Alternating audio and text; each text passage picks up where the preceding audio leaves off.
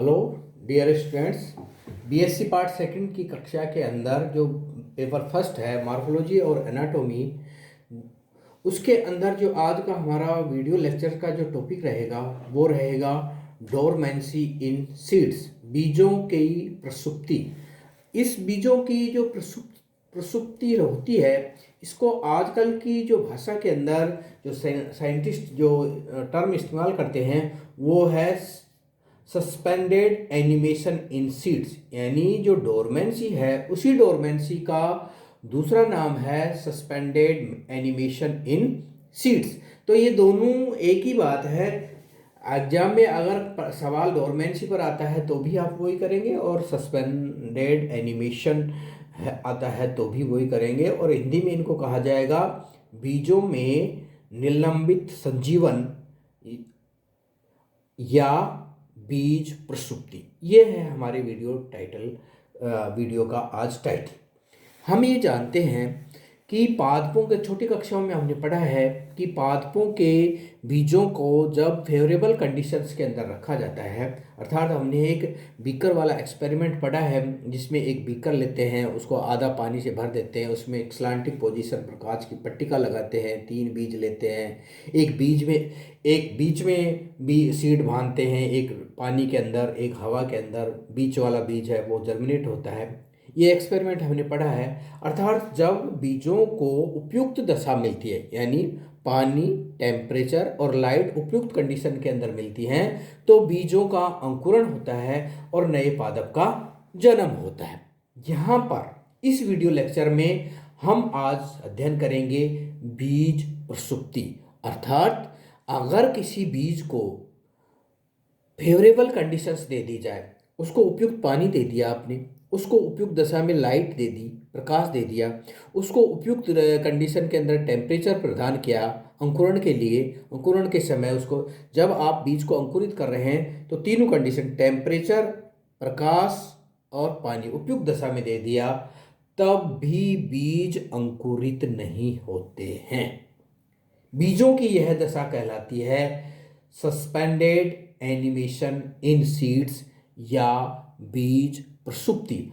अर्थात बीजों की वह कंडीशन, इसकी देखिए डेफिनेशन हम देखेंगे, अधिकांश जीवनक्षम यानी वाइबल का मतलब है, वाइबल को भी हमें समझना होगा। यहाँ वाइबल जिसको हिंदी में बोलते हैं जीवनक्षम का मतलब है ऐसे बीज जिनको अगर फेवरेबल कंडीशंस के साथ साथ उनको अंकुरण के लिए, एक तो होता है अंकुरण के समय, एक होता है अंकुरण के लिए। अंकुरण के लिए क्या है? अंकुरण से पहले की अवस्था, और अंकुरण के समय के मतलब जब आप अंकुरित करवा रहे हैं बीजों को, जर्मिनेशन करवा रहे हैं उस समय की अवस्था। यानी अंकुरण ऐसे बीज जिनको यदि अंकुरण से पूर्व और अंकुरण के समय यानी बीजांकुरण के समय उपयुक्त कंडीशन दीजिए, यानी प्री कंडीशन भी आपने फेवरेबल कर दी, और जब आप जर्मिनेशन का करवा रहे हैं तब भी आपने फेवरेबल कर दी, और उस समय अगर वो बीज अंकुरित होते हैं तो ऐसे बीज कहलाते हैं वायबल सीड, जननक्षम बीज। और इसका एक प्रैक्टिकल में हम एक्सपेरिमेंट कराते हैं, टेट्राजोलियम सोल्ट द्वारा एक्सपेरिमेंट कराते हैं, और टेट्राजोलियम सोल्ट वायबल सीड्स को पिंक कलर का दिखाता है। ठीक है, ये तो है एक एक्सपेरिमेंट के रूप में। अगर कोई बीज वायबल है और उसको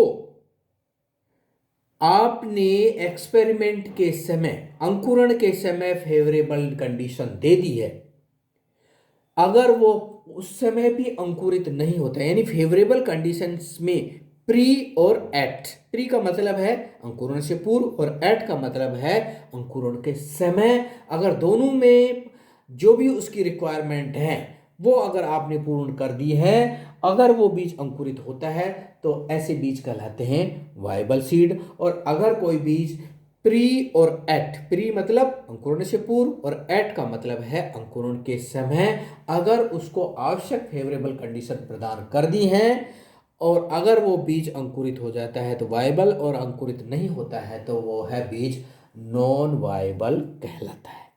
पहली बात तो वायबल सीड्स क्या होते हैं और नॉन वायबल सीड्स क्या होते हैं। दूसरा, जब आप इन वायबल सीडों को, इन वायबल बीजों को अनुकूल परिस्थितियां उपलब्ध कराते हैं, क्या कराते हैं, जब आप इन बीजों को अनुकूल परिस्थितियां उपलब्ध कराते हैं तो ये सामान्य बीजों के समान भी अंकुरित नहीं होते।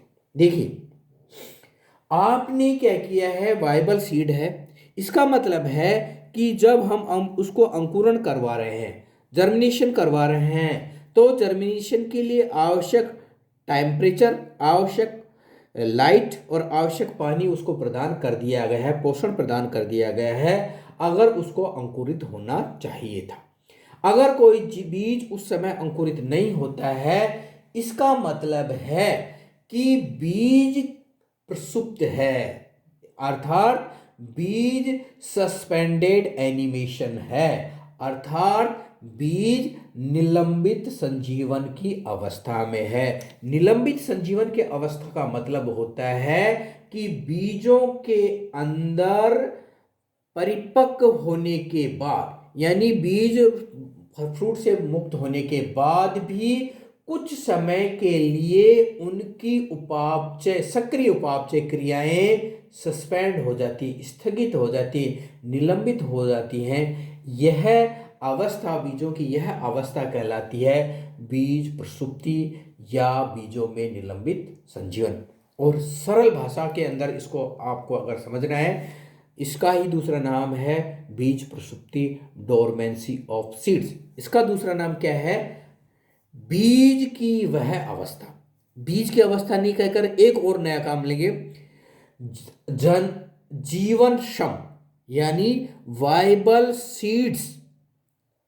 वायबल सीड्स को यदि, वायबल सीड को यदि फेवरेबल कंडीशन या अंकुरण के लिए आवश्यक सभी दशाएं उपलब्ध करा दी जाएं और बीज का अंकुरण नहीं होता है तो बीज की यह दशा बीज प्रसुप्ति या डोरमेंसी कहलाती है। देखिए, दोबारा सुन लीजिए, वायबल, ऐसे वायबल सीड या बीज की वह दशा जिसमें वायबल सीड को अंकुरण के लिए आवश्यक कारक या आवश्यक कंडीशंस, आवश्यक रिक्वायरमेंट्स उपलब्ध होने के बाद भी यदि बीज अंकुरित, वायबल सीड अंकुरित नहीं होता है तो बीज की यह कंडीशन कहलाती है डोरमेंसी ऑफ सीड्स या सीड सस्पेंडेड एनिमेशन। इसी बीज की इसी दशा को कहा जाता है सीड सस्पेंडेड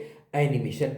और याद रखिए, पादपों का जो बड़ा संवर्ग है, आवर्तबीजी पादप है, उस आवर्तबीजी पादपों के अंदर यह डोरमेंसी की अवस्था या सीड सस्पेंडेड एनिमेशन की जो यह अवस्था है, यह पादपों के अंदर सैकड़ों हजारों वर्षों तक होती है। यानी इसकी जो अवधि है कि पादप के बीज डोरमेंसी की कंडीशन के अंदर कितने समय तक रहेंगे, यह जो समय है, यह समय पादपों के अंदर कुछ घंटों से लेकर हजारों वर्षों तक होता है। और इसके एग्जाम्पल हम अगर देखना चाहें तो हम देखेंगे कि हेलोफाइट्स का जो एक ग्रुप है मैंग्रोव वनस्पति, और मैंग्रोव वनस्पति के अंदर ये देखा गया है कि मैंग्रोव क्या होते हैं, दलदले कीचड़ के अंदर पाए जाते हैं और ऐसी सॉइल होती है जहाँ साल्ट्स की मात्रा ज़्यादा होती है। मैंग्रोव वनस्पति के अंदर वीवी पैरिप टाइप का अंकुरण होता है। वीवी टाइप का अंकुरण क्या होता है, इस तरह के पादप, जिसका एग्जाम्पल है राइजोफोरा, इस तरह के पादपों के अंदर बीजों के अंदर डोरमेंसी बिल्कुल नहीं होती है और यहां पर जो बीज का अंकुरण होता है वह बीज फल के अंदर ही अंकुरित होना चालू हो जाता है। और जब वह पूर्ण रूप से अंकुरित हो जाए, यानी जब उसमें मूलांकुर और प्रांकुर निकल आते हैं, तब वह अपने फल से अलग होता है। तो राइजोफोरा या जो मैंग्रोव वनस्पति है, इन मैंग्रोव वनस्पति के अंदर किसी तरह की कोई डोरमेंसी नहीं पाई जाती है। अधिकांश पादपों के अंदर डोरमेंसी की अवस्था या सीड सस्पेंडेड एनिमेशन की अवस्था 3 से लेकर 4 वर्षों तक होती है। अधिकांश, सब के नहीं, अधिकांश के।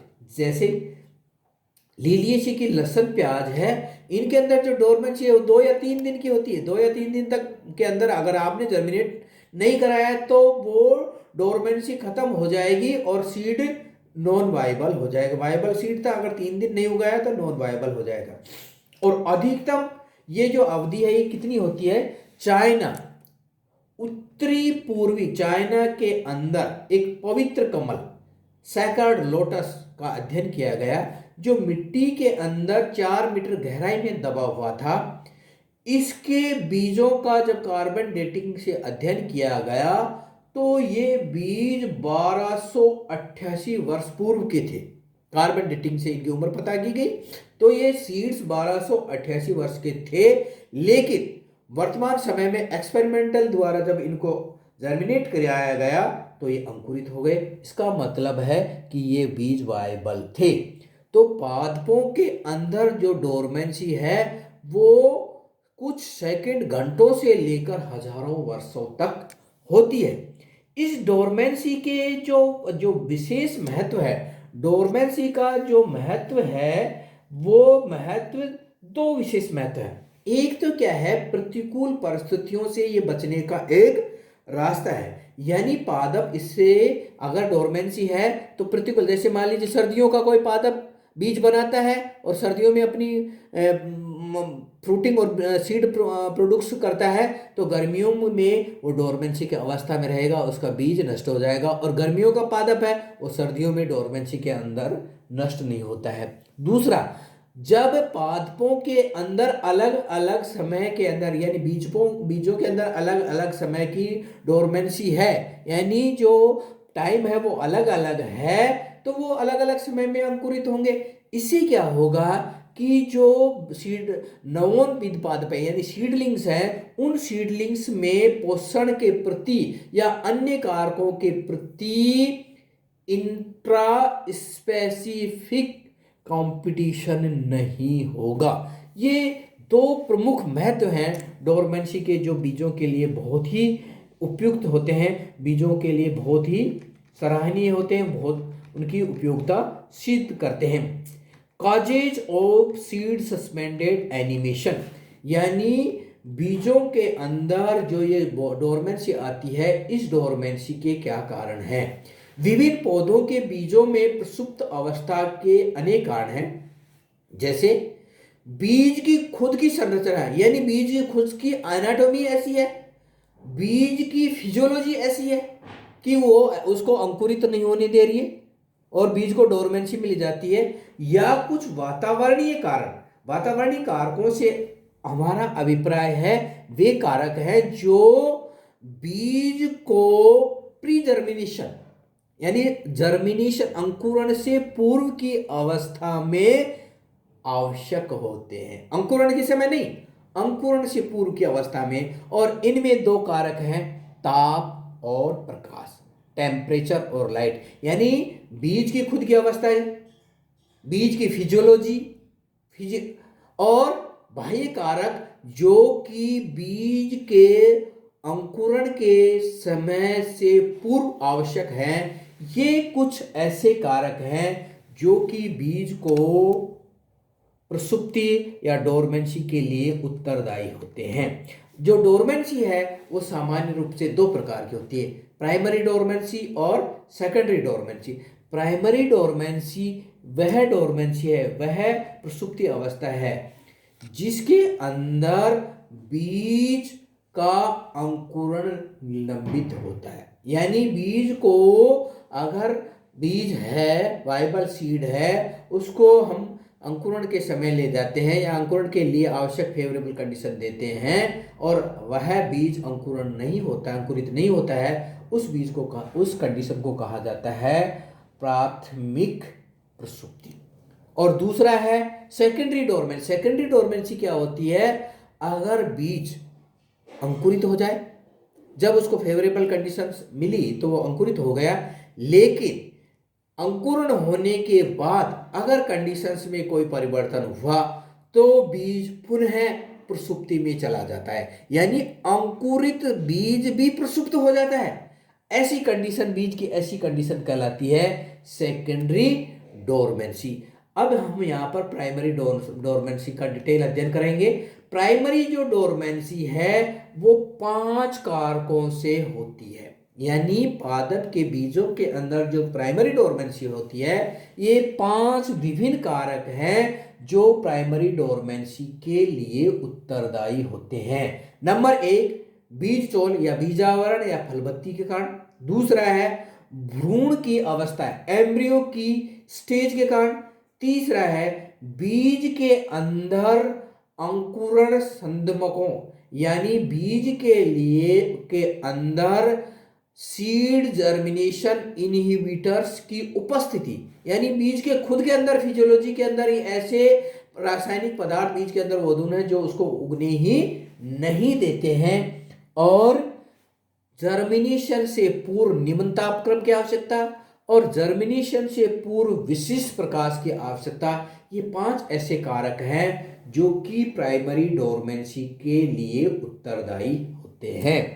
अब यहां पर हम सबसे पहला लेंगे dormancy due to seed coat, यानी बीजावरण या फल भित्ति के कारण होने वाली, बीजावरण या फल भित्ति के कारण होने वाली डोरमेंसी। बीज चोल या बीज चोल क्या होता है, सीड आवरण क्या होता है, बीज के चारों ओर बनने वाला जो आवरण होता है उसको हम बीजावरण कहते हैं। यह बीजावरण जब बीज परिपक्व होता है यह इंटीगुमेंट से बनता है और यह बीजावरण सामान्य रूप से सेलुलोज, हेमिसेलुलोज, वसा, वैक्सी पदार्थ तथा प्रोटीन से बना हुआ होता है और यह प्रतिकूल परिस्थितियों से पादप के भ्रूण और अन्य कोमल भागों की सुरक्षा करता है।